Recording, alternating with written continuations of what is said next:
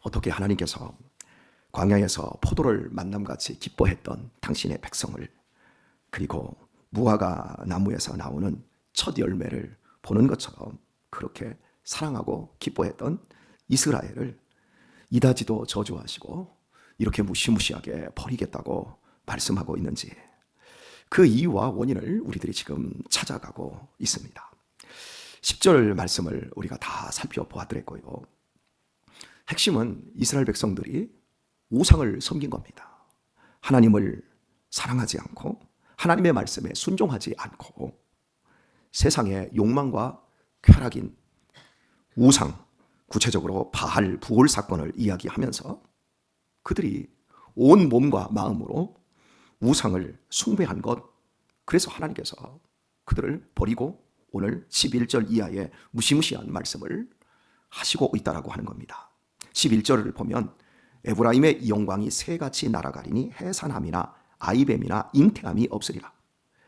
아이를 갖지도 않고 또 가져도 낳지도 않는다는 거죠. 이 모든 것들이 아예 하나님이 없게 만들어 버리겠다라고 말씀합니다. 그리고 12절을 보면 저희가 자식을 기를지라도 내가 그 자식을 없이 하여 한 사람도 남기지 아니할 것이라, 이렇게 말씀합니다. 13절도 보면 그 자식들을 살인하는 자에게로 끌어내리로다. 그러자 아예 이제 기도하기를 14절을 보면 청컨대 배지 못하는 태와 젖없는 유방을 주시옵소서.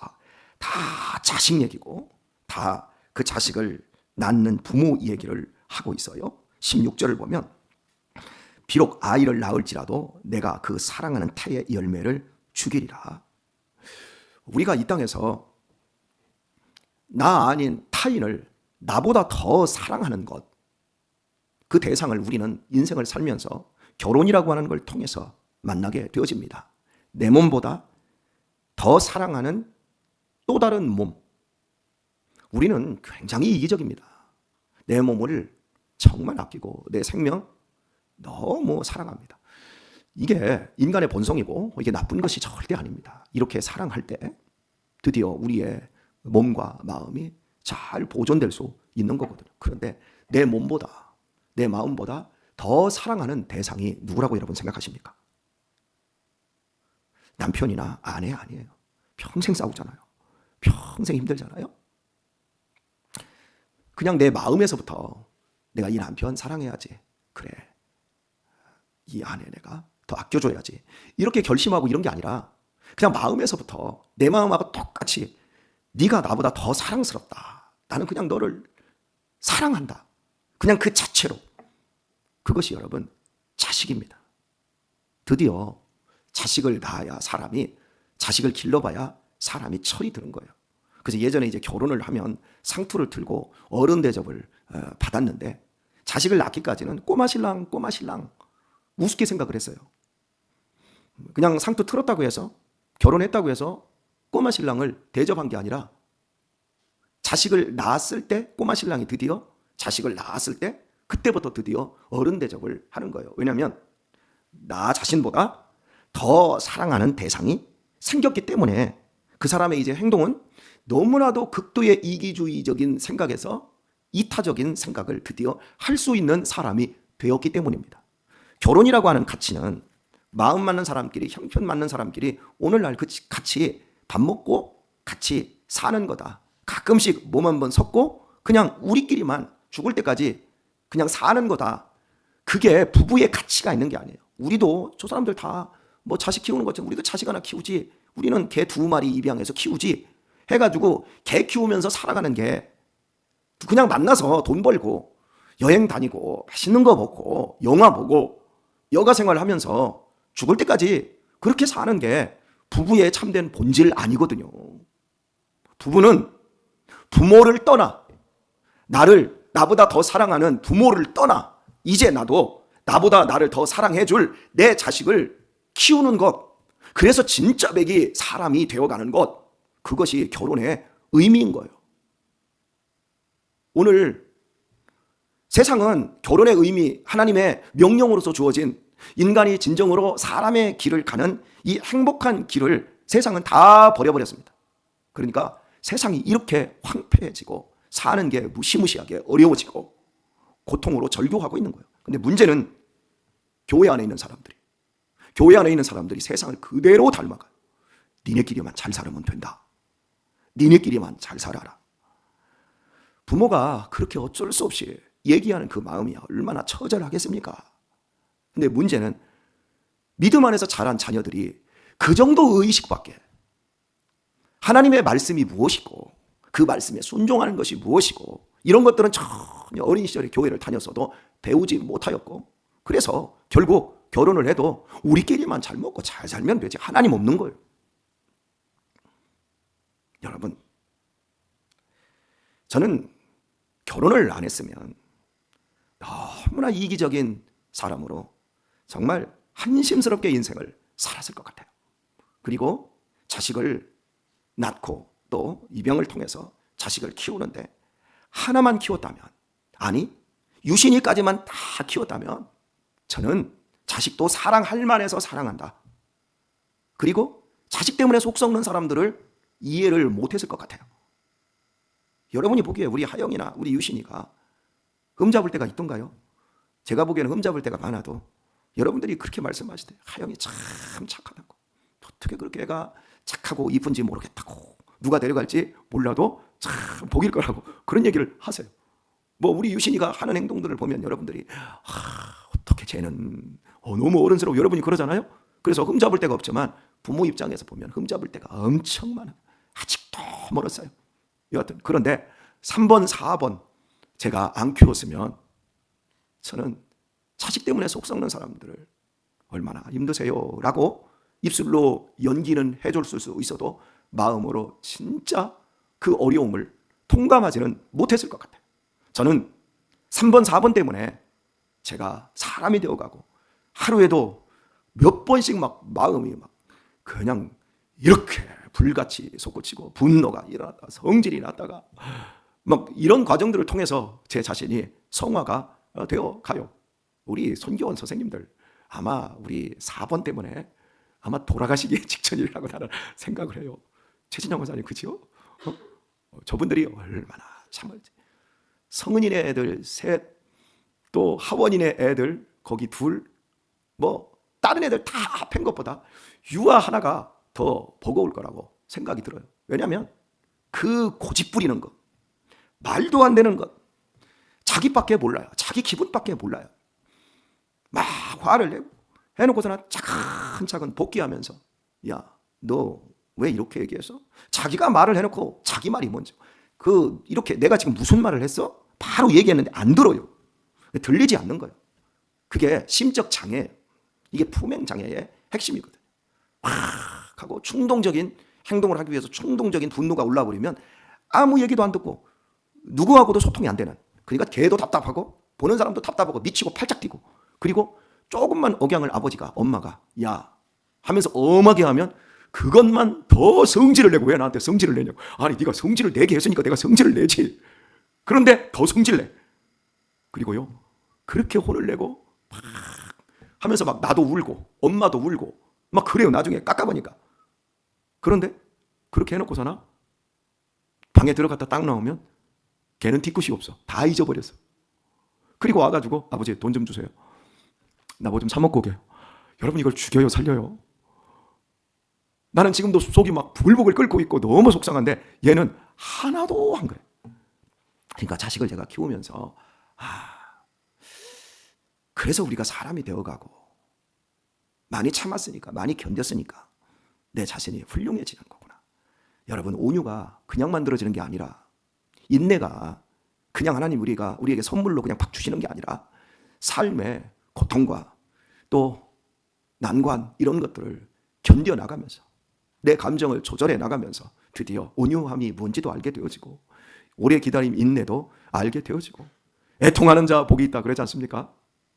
애통을 통해서 드디어 하나님의 복이 이 속에 오는데 어떤 식으로냐면 하나님의 마음을 알게 되어지더라고요. 하나님이 나를 어떻게 사랑하는지, 하나님이 나를 얼마나 포기할 수 없는 그 사랑으로 나를 보다듬었는지.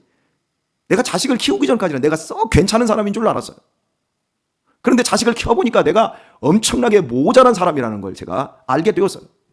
부부는 참 내가 못난 사람이다. 이게 부부관계에서 드러나지 않습니까? 그런데 서로 그래 나도 잘못했네. 나도 잘못했어요. 이러면서 서로 조율이 되는데 부모 자식은 이게 안 되는 거예요. 힘센 자가 참아야 돼. 부모만 참아야 돼. 부모만 견뎌야 돼. 물론 애도 견딘다고 하지요. 하지만 결국에는 부모가 참아주고 기다려주고 포기하지 않아야 이게 자식도 사람이 되고 부모도 사람이 되고, 이런 과정들이 이게 결혼을 통해서 하나님이 자식을 낳음으로 말미암는 이게 축복인 거예요.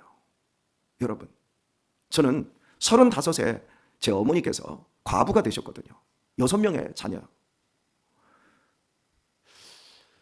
제가 지금 55인데 55이었을 때 제 어머니의 마음 상태를 생각을 합니다.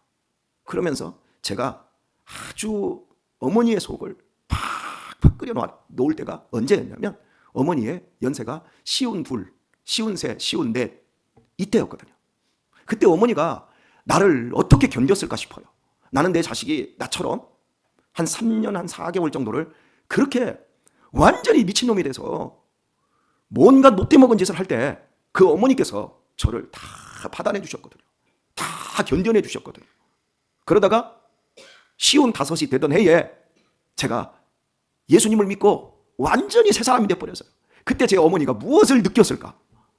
이러면서 이제 부모의 마음을 알아가는 거예요. 그래서 그 부모님에게 효도할 수 있게 되어지는 거고, 제 어머니께서 중풍으로 쓰러지셔서 대소변을 받아내면서 집에서 살아갈 때, 그때 제가 거듭났기 때문에 어머니가 나를 위해서 어떤 고생을 했고 어떤 아픔의 길을 겪었는지를 알았기 때문에 그 어머니를 제가 우리 아내와 함께 대소변을 받아내면서 모셔내는 그 시절들을 살아간 거예요. 그것들을 견뎌내니까 제가 더 많이 커질 수 있었고 더 여유가 생길 수 있었던 거예요. 여러분, 자식이 되어지는 건 복이고 자식을 키워내는 건 저주가 아니에요. 자식으로서 부모님에게 순종하고 내가 또 내 자식을 키워낼 수 있는 건 복의 복을 더하는 일이에요. 그런데 오늘 교회 안에서조차 자식을 낳는 것이, 자식을 키우는 것이, 너 애들 많이 낳으면 너 어떻게 하려고 하냐, 힘들어야 부모에게 효도한다니까요. 힘들지 않게 자식을 키운 애들은 부모 마음 몰라요. 여기 옛날에 시집 와서 시집 올 때 세탁기 준비해가지고 시집 오신 분 있어요? 우리 시대는 세탁기를 준비해 왔어요. 근데 제 한 10년 정도 앞선 분들은 세탁기가 있었을까 싶어. 없었지요? 다 손으로 빨래했어요.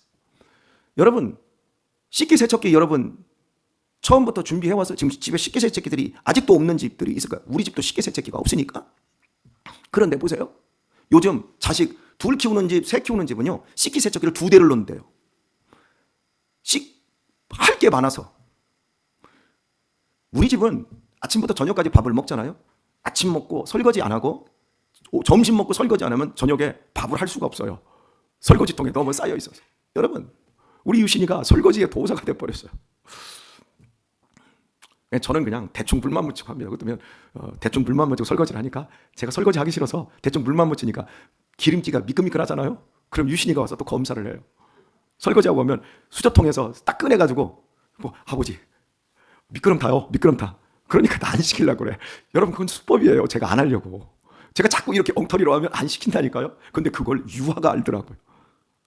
야, 그래도 시켜요. 저는 2번 시키지요. 미끈미끈하게 하면. 근데 얘네들은 나를 못 시키죠.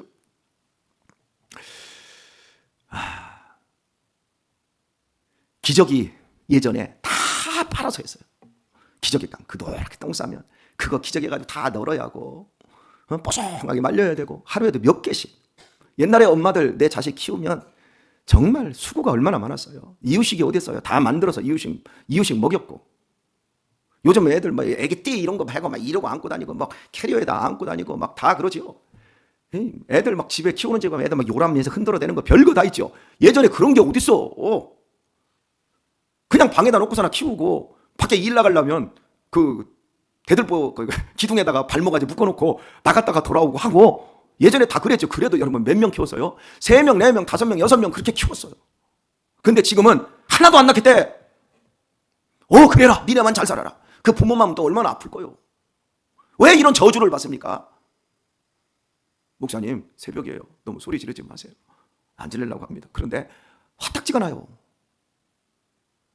이 백성이 지식이 없어서 망한다 그러잖아요. 하나님에 대한 사랑이 없어서 망한다 그러잖아요. 신앙이 뭐예요?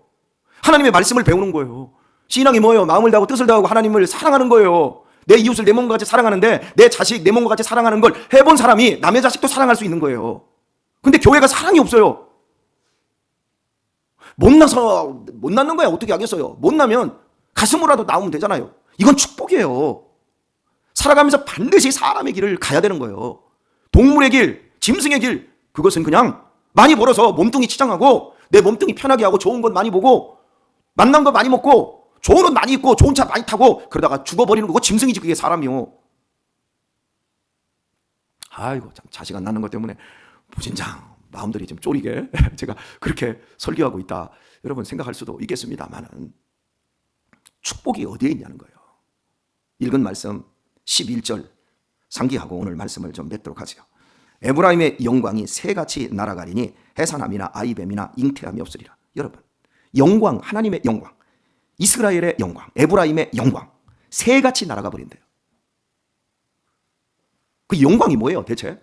예수님께서 십자가에서 죽으시기 전날 이제도 나를 영화롭게 영광스럽게 했으니 지금까지도 영광스럽게 했으니 이제도 영광스럽게 하옵소서. 그리고 십자가 지시면서도 나로 인하여 아버지가 영광을 받아옵소서. 이 영광이라는 말이 십자가와 연결이 돼요. 여러분 영광은 사랑을 포함한 거예요. 그러니까 에브라임의 영광이 사라졌는데 왜 해산함이 없고 잉태함이 없고 아이 배는 게 없어요? 사랑이 없으니까 아이를 안 갖는 거예요. 사랑이 없으니까 아이를 안 낳는 거예요. 핵심이 그거예요. 사랑이 없으니까. 교회가 좋은 교회의 건강한 교회의 특징이 사랑이 많은 거예요. 사람이 많은 게 아니라 사랑이 많은 거예요. 기도생활 새벽기도 30년 40년 했는데 사람이 무당처럼 영험하기만 했지 부드럽거나 친절하지 않으면 그 사람은 무당기도 기복적인 기도를 한 거지 그 사람은 참된 하나님의 영광이 깃드는 기도를 안 한 거예요. 하나님의 영광은 사랑이라니까요. 그 사랑은 어떻게 만들어져요? 희생, 십자가의 죽음으로만 만들어졌듯이 부모가 죽어야 자식이 살아요. 자식을 키우는 과정에서 부모가 다 죽어요. 부모가 시퍼렇게 산다고요? 부모가 시퍼렇게 살아봐요. 자식 안 돼요. 부모가 죽어야 돼요. 자식을 키우는 건 부모가 죽어서 부모가 거듭나는 거예요. 그만큼 어려운 작업이에요. 하나님의 영광이 떠나버리면 사랑이 식어지고 다음 세대가 출현하지 않는 거예요. 이 교회에 하나님의 영광이 떠나지 않게 기도해 주시길 바랍니다. 나 한 사람 한 사람이 여러분 자식을 키운 그 실력 가지고 여러분 교회에 다음 세대 아이들, 청년들을 축복해 주시기를 바랍니다. 내 자식처럼 안아주시고 그들을 위해서 기도해 주시고 그들에게 친절을 베풀어 주시고 그들을 배려하고 그들에게 위로와 격려가 되는 우리 성도님들 되시기를 바랍니다. 이게 하나님의 영광이 떠나가지 않는 거예요. 여러분 보세요. 우리 교회 애들도 많고 청년들도 많고 어른들도 많고 주는 자도 많고 베푸는 자도 많고 그리고 계속해서 배우려고 하는 우리의 학생들 청년들이 너무 많아요. 여러분 두 가지의 우리 청년들이나 학생들도요 목사에게 수시로 전화해요. 그래서 목사님 나 지금 어려움이 있는데 이거 어떻게 해야죠? 이러고 계속해서 나한테 피드백을 하는 애들이 있어요. 걔네들은 관계하면서 믿음 안에서 그 정서가 무럭무럭 자라요. 그런데 어떤 애들은 전화 한 통화도 안 해. 그리고 나서 다 결정해놓고 목사님 저 이번에 어디 가요? 끝이야. 앉아라. 불통. 오늘 우리들이 믿음 생활을 그냥 교회에 들어와 있다 이걸로 만족하는 것이 아니라 얼마나 서로 연결되어서 부모 자식과 같이 서로를 보다듬어 주는가. 또 그 부모 세대들의 그 신앙과 그들의 삶을 부러워하고 그 삶을 배우기 위해서 얼마나 애를 쓰는가. 이게 교회에서 함께 이루어져 가야 되는 거예요. 다른 교회 우리 동기들 교회 이렇게 가보면요 노인들만 앉아있어. 아이 뵌 사람이 없어. 해산하는 사람이 없어요. 우리도 이제 다음 주에 한 사람이 더 해산합니다만은 이게 얼마나 기쁨이고 행복인지 모르겠어요. 여러분 사랑하는 교회 여러분 하나님의 영광을 위해서 기도하도록 하십시다. 이 교회에 또 우리 가정에 하나님의 영광이 떠나면 끝나는 거예요. 핵심은 하나님의 영광이에요. 이 하나님의 영광으로 말미암아 이 교회에 사랑이 충만해지고, 이 사랑 때문에 아이 낳는 학생들, 청년들 막 둘, 셋, 네 명씩 낳고, 안 되면 입양도 하고. 사랑이 없으니까 전도를 낳는 거예요, 여러분. 근데 사랑이 있으면 전도를 할 수밖에 없잖아요. 우리 교회는 1년 12달 가도 전도 안 해요. 우리 셀들 전도 참 징그럽게 잘 안 해요. 그죠? 여러분, 예전 같아 봐요. 막 멱살 잡히고 욕먹으면서도 전도하려고 우리 사랑이 많던 그 시절에 얼마나 많이 했어요? 근데 지금은 다 우아하게 나 혼자 교회 다니면 되지. 대부분 다 이래요. 영광이 사라져가고 있는 거예요. 이런 영광을 우리 회복하도록 하십시다. 하나님의 영광 떠나면 끝납니다. 우리 자식들이 하나님의 영광이라는 걸 기억하시고, 우리 부모들이 사랑으로 더 많이 죽어가도록 하십시다. 그래서 더 많은 사람들이 살아나고 우리가 더 큰 좋은 어른들이 되어가는 이런 은혜 있기를 우리 주 예수님의 이름으로 축원합니다.